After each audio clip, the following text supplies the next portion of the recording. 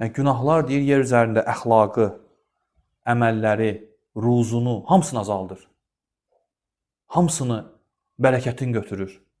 Necə ki Allah Azza və Cəllə buyurur ki: "Zahirəl fəsadu fil berri vel bahri bima kəsəbət əydin nasi liyuziqahum ba'dallazi amilu la'allahum yarciun." Yəni insanların deyir öz əməlləri ilə etdiyi əməllərin, öz əlləri ilə etdiyi əməllərin nəticəsi olaraq quruda və dənizdə fəsad törəyir. Fəsad baş verir. Yəni dənizdə də, quruda da nə baş verirsə insanın əməllərinə görədir. Nə üçün? Allah onlara etdiklərinin bir qismini datdırsın bu dünyada. Bəlkə onlar haqqa qaydalar. Yəni bunlar niyə baş verir? Allah qullarını sıxır ki, qullarını sanki ayıldır ki, ayılın. Əməllərinizin nəticəsidir bu.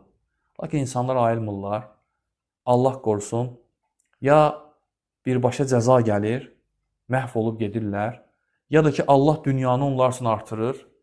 Göyün və yerin ruzu qapılarını onlar üçün açır. Cəzalarını saxlayır hara? Gözlərin bərələcəyi, uşaqların saçlarının ağaracağı günə. Körpə uşaqların atılıb qaçılacağı günə. Zəlzələsinə görə ana öz körpəsini atıb qaçacaq. O günə saxlayır. Ona görə insan nə baş verirsə, bilsin ki, günahındandır. Evində bir problem baş verirsə, evində sıxıntılar baş verirsə, bilsin ki, problemi günahlarındadır.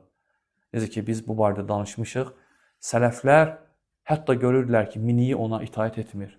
Zövcəsi ona itaət etmir. Bilirdi ki, bu gün etdiyi bir günahına görədir. Ona görə də insan qorxmalıdır Allahdan. Gəlib sələflərdən başlarına bir müsibət gələndə deyərdilər ki, bu bizim günahlarımıza görədir.